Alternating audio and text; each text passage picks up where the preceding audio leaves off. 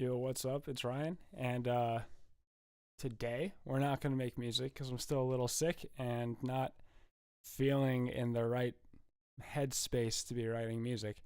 Um, so instead, we're going to go over all of the plugins I use and like how I use them or why I use them, rather, because I've gotten a few questions about like what I use for different things. So I figured I'd just go through everything I use really fast. This list has been basically the same with like give or take one or two plugins for the last 3 years ish. So yeah, without further ado, let's jump right in. So first we've got good old Maximus, and Maximus is Image Lines. Take it. Isotope Ozone, I think is what it is, that mastering plugin. It's kind of like their version of that. So it's a multi-band compressor, but it's also got like saturations and like stereo imaging and all of that, all kind of like packaged into one.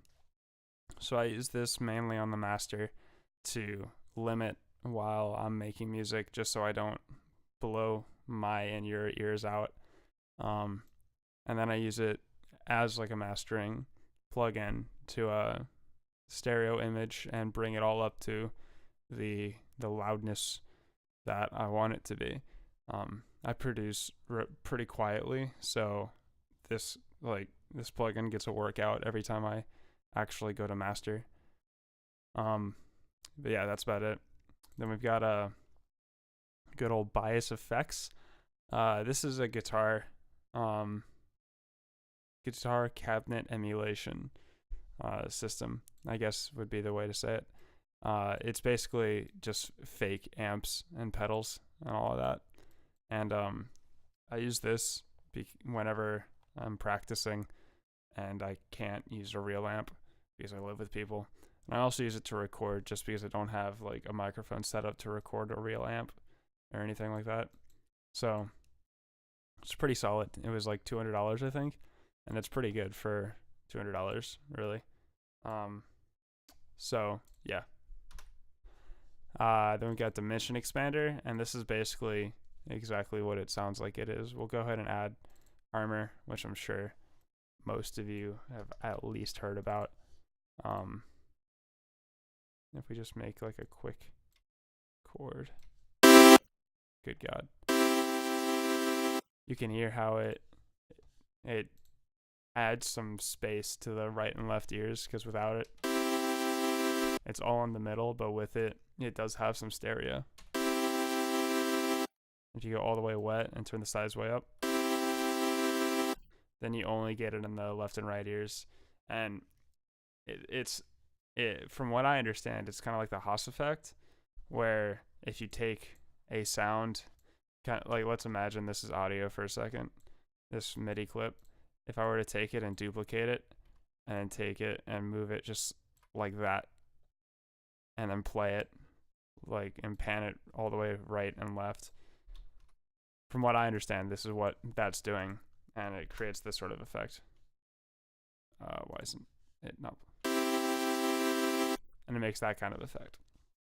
So yeah, I use that sometimes whenever I just need to add some depth to a sound. We got Guitar Rig, which is kind of like Bias.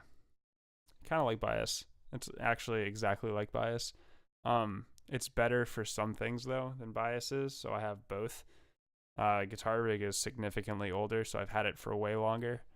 And Bias just recently came out, so that's why I have both. I didn't buy them both at the same time.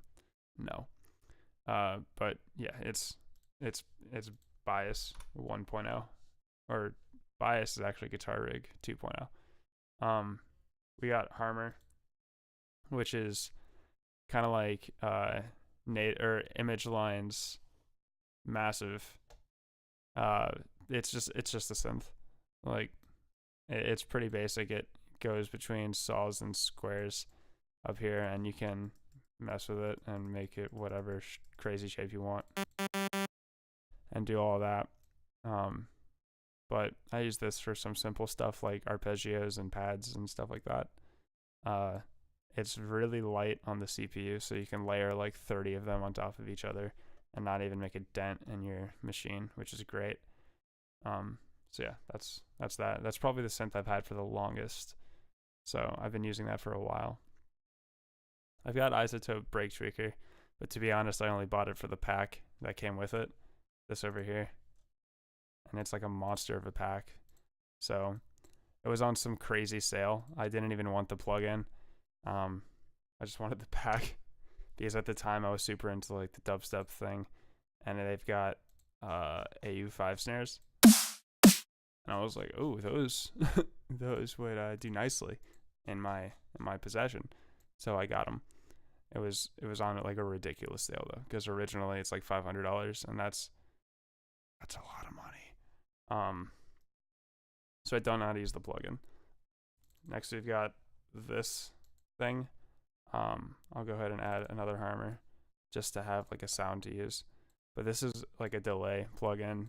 It was free for a second from iZotope. And this is like this trash knob is mainly why I use it if I ever use it.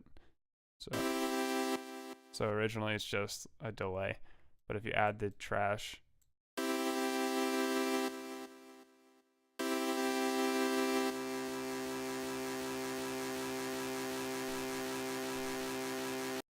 you can see how this would quickly get out of hand, and how it would be a lot of fun to mess with. Excuse me. Just stuff like that.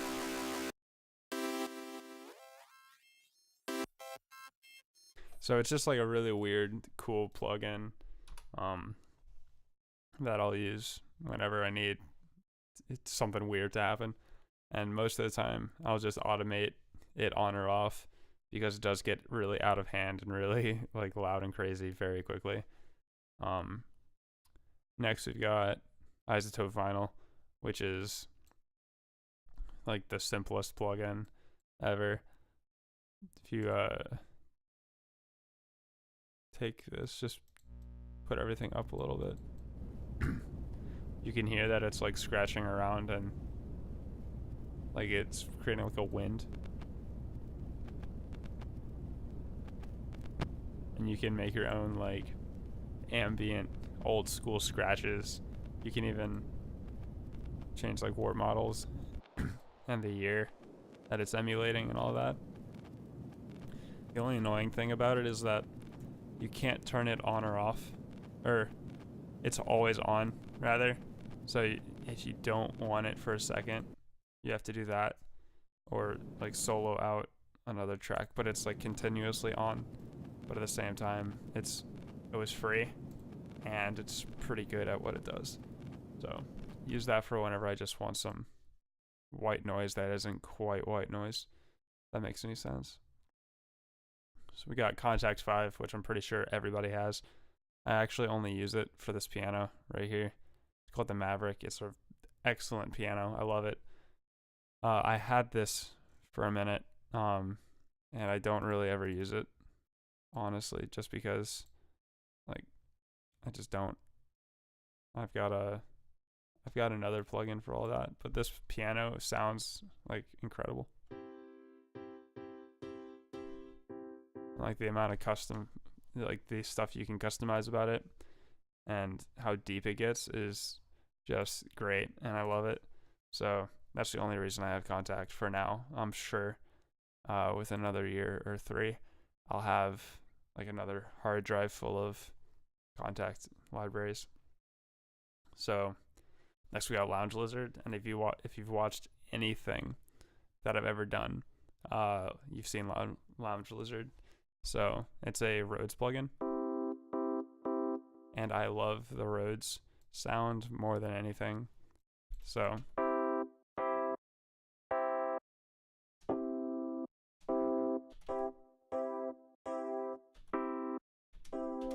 just a ton of different electronic pianos. You've got this stuff over here, like tons of different genres of like electronic keyboards. I use it for mainly the Rhodes though, because I love the hip hop like jazz feel that the Rhodes has. It's great. Um, so that's pretty self-explanatory. And it's also obviously you can see it's pretty. You can get really in depth with how the sound sounds.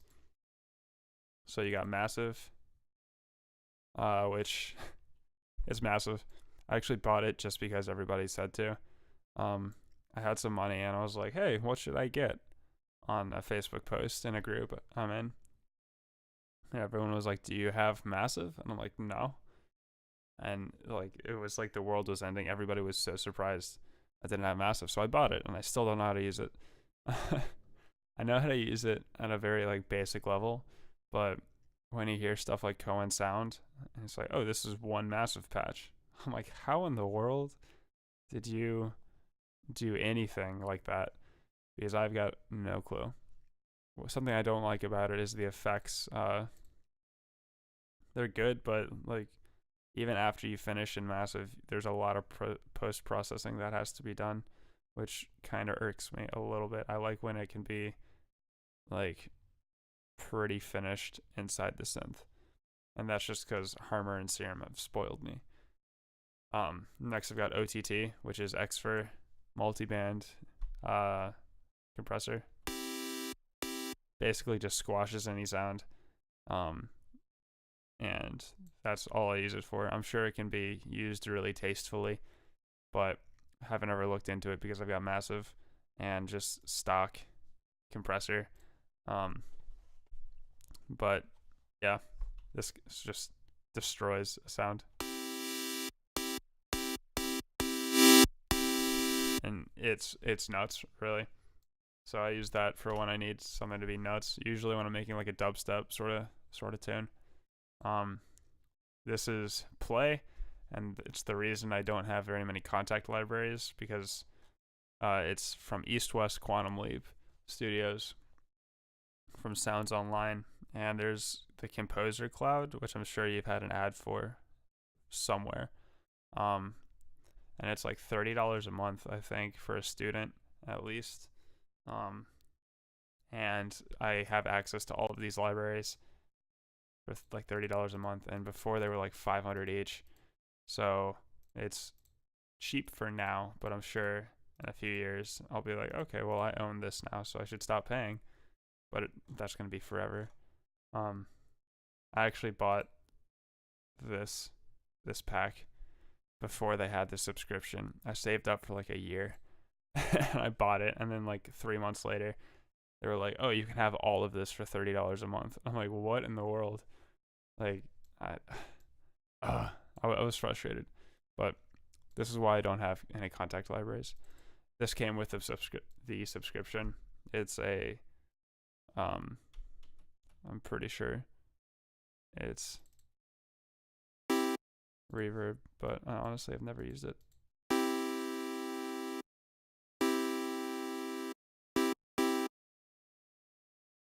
Dude, yeah. Concert halls, let's just see.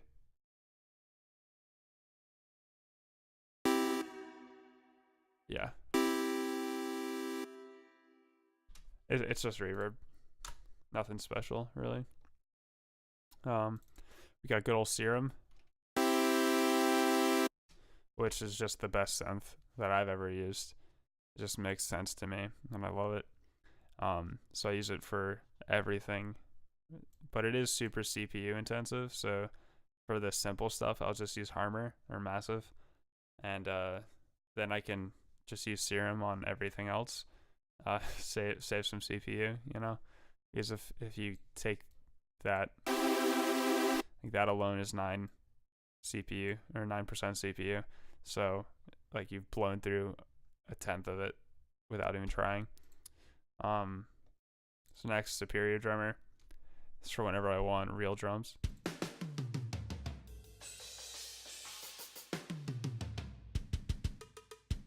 Yeah, it's pretty self-explanatory. I use it for whenever I want drums.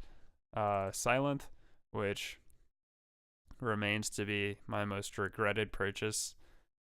Sometimes I'll try to use it just to justify the spending of money on it, but I was obsessed with like analog for like a day, and people were like, "Oh, Sylenth is the best for like old school synth sounds."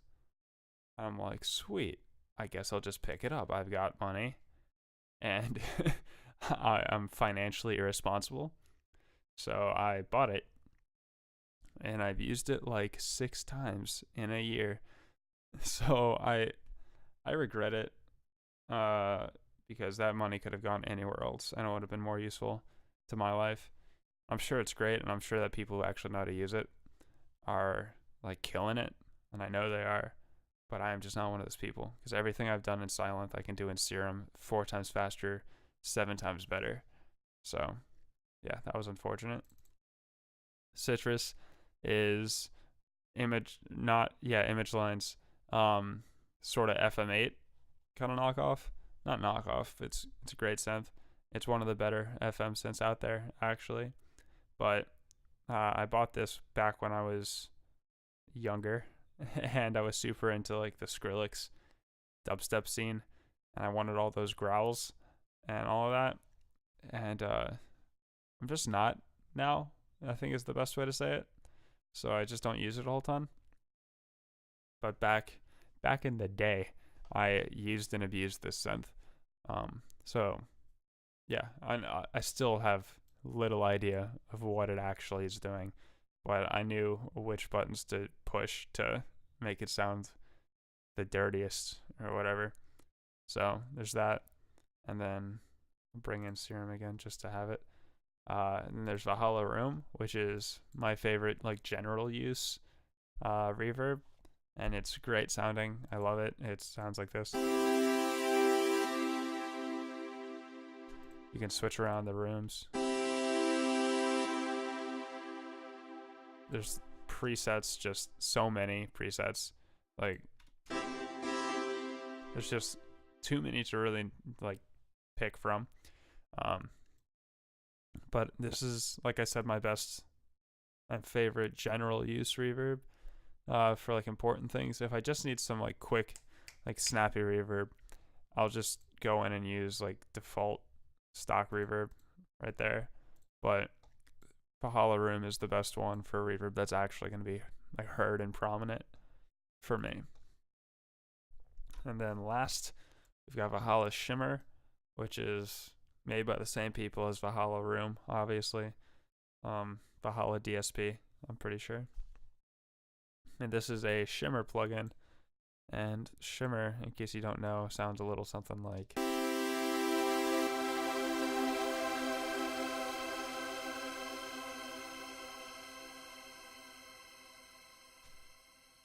And obviously, it can get even more crazy and even more just ridiculous.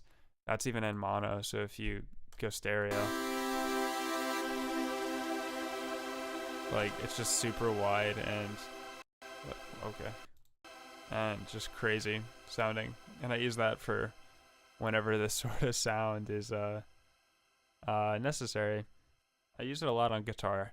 Like, that whole ambient guitar genre is basically built around this plugin, or pedals like this plugin, or rather, this plugin is built around pedals like it, whatever. But yeah, I use this a bunch for whenever I need. It's my go-to shimmer because it's my only one. So by default, it's my best one. And I spent $50 on it, so I use it whenever I can. Yeah, that's my plugin library. And if you got any questions about any of them at all, be sure to let me know, and be more than happy to talk for forever about gear and plugins and whatever. And sorry I wasn't making music. I'm very under the weather still. Just took a shower, so I didn't sound like I was dying for this video. And yeah, hope you enjoyed. Subscribe, like, comment, do all that stuff. And I'll see you in the next video. Bye.